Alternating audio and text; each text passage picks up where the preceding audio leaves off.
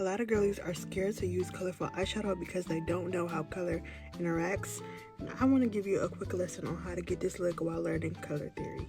Hi, you can call me Joy. I have been an art student for 10 years and I was an art teacher for a couple of years, and I am here to help you get more comfortable with color in your eyeshadow, and we're going to do that today by creating this eye look together.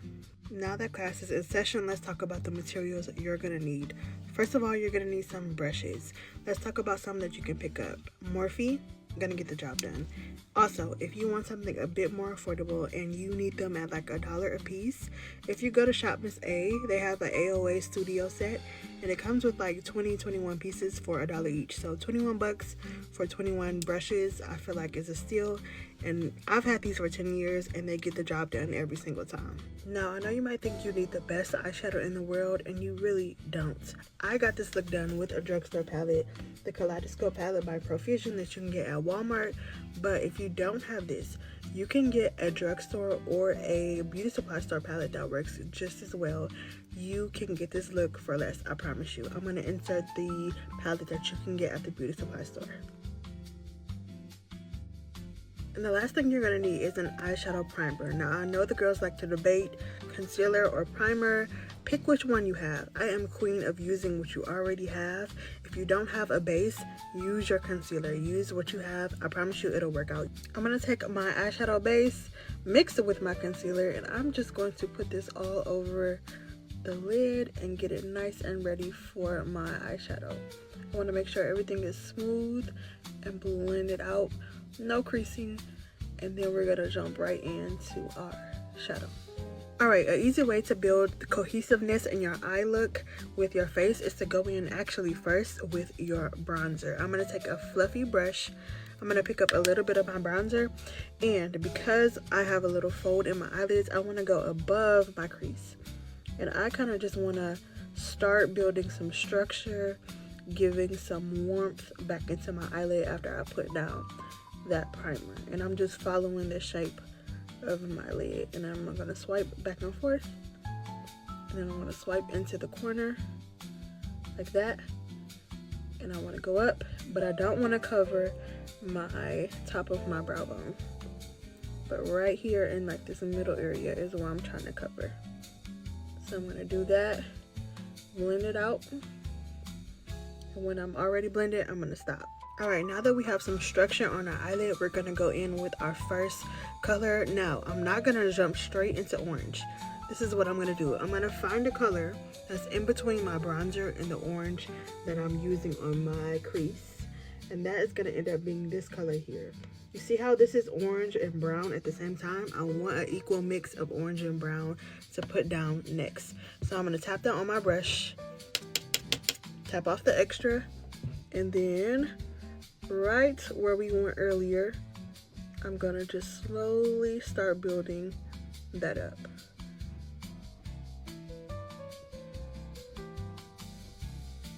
Slowly building it. I'm going in small circles in the same areas that I went with that bronzer shade.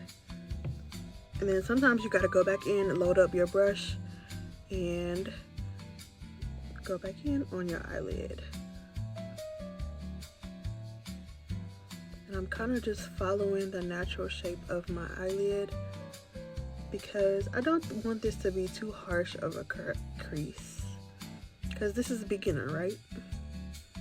So put that down and then stop. Now I'm going to take this smaller brush. I'm going to go back into my bronzer shade, right? Tap off the extra, and where I just laid that color down, I'm going to go over the edge and I'm going to diffuse it or blend it out with that bronzer shade. Now, a key to getting a good blend is really just going back and forth between colors. So I'm going to use this just to diffuse everything out and create a blend. Now, what I like to do instead of picking up another brush is just using a brush cleaner, a sponge. If you got a makeup wipe, if you got a towel, just knock off that excess eyeshadow to get your brush clean again. Alright, now we're going to go in with our punch of color, and I'm going to take that same clean brush now. I'm going to pick up this bright orangey fiery red color. Tap off the extra. Then I'm going to go at the bottom here of where we lay down that other color. Right? And I'm following the shape of my eyelid just like I did for everything else, but I'm keeping it tighter and I'm keeping it at the bottom, not going all the way up here and out. So kind of working in the crease area and a little bit on the lid here on the outer edge. And remember I said going back and forth is really key, so I'm going to pick up that second color we use. That's a little more brown, and we're going to diffuse out the edge once again, one more time, because we don't want anything to be too harsh, too stark. We kind of want each color to seamlessly blend into each other, and you get that really by a light hand and then going back and forth. Now before we move on to the lid, one thing I like to do is to take my brightening loose translucent or baking powder, and I like to pick up a little on a clean fluffy brush, tap off the extra, and I like to go over my brow bone and kind of blend everything out seamlessly, because I want like a matte highlight, but I also want the other colors to like seamlessly blend into that highlight. So that's why I do it this way, like that. Now I take a wipe or a Q-tip and I just wipe it around my finger, and I like to clean out any fallout that I have on my lid, because I want to create that ombre without anything getting too muddy, and I want to clean it back up. Just like that. I'm just going to take that leftover eyeshadow base and concealer that I mixed together, and I'm going to use that to go back over my lid space. And I'm not putting a lot extra because I don't want it to be super harsh. I'm not trying to do like a super clean cut crease. I just want to clean this area back up, and I don't want it to be muddy with all the other color that I've put down in the fallout. So put that down and then blend it right back out. And then this is what my eye is looking like right now. Now we're going to start creating our ombre. We're going to take a domed packer style brush, and I'm going to go in with this orange shade here. Notice it's just a little bit darker than the last, lighter than the last color we used. Tap off that extra, and right on the edge, right where that concealer meets that red darker shade that we use, I'm just going to start tapping. Start tapping on the edge. And kind of pressing this color in.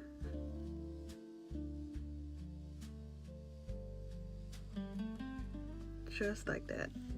Now I'm going to go in with the second round of that same color, and we're just tapping it right over and blending it into that red color. Now the goal is to find a color in between yellow and in between orange.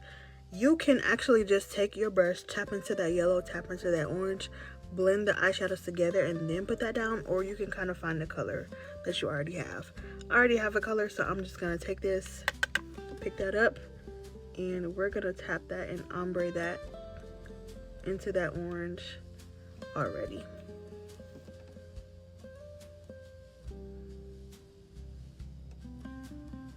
Just like that.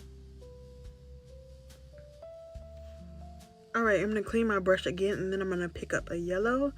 I'm going to place that yellow right in the center of my lid. Like that. Now I like to take a step back and see if anything is missing. See if I like the blend. Make sure no color is disappearing. I'm going to go in with a little bit of that fiery red, just a little bit, just to intensify it and establish that color in this blend. Like that. And if you feel like this area of your eye is not connected with the eyeshadow, once again, go back in with a bronzer, go back in with a translucent setting powder, and just go over the edges to make everything seamless and make it more blended. Now we can stop here, put on a lash, and go about our day, but I want to show you how I add even more contrast to this eye look with my liner and mascara in part 2. Make sure you follow, make sure you save this to see part 2.